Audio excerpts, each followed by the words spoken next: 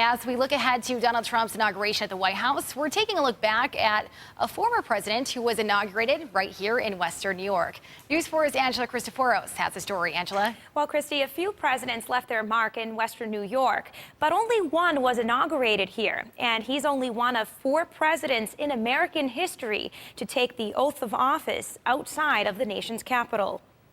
The tragic fall of one president led to the rise of another. President William McKinley visited the Pan American Exposition in Buffalo in September of 1901. A 28-year-old named Leon Czolgosz approached him with a gun.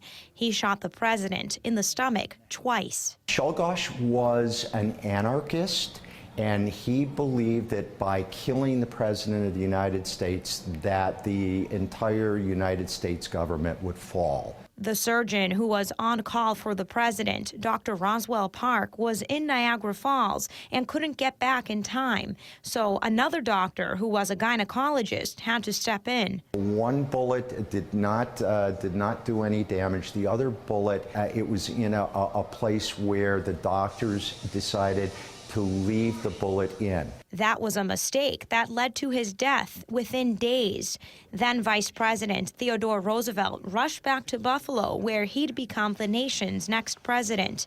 This National Historic Site on Delaware Avenue is where it all took place. Unlike what will take place on Friday, where Mr. Trump will give a speech, his inaugural address, there was no inaugural address here. 50 people packed into this room. The ceremony took less than 5 minutes, and there's no photos of the actual swearing in. But Roosevelt wrote a proclamation immediately after, and the site on Delaware actually has a copy of his original handwriting. It was very short.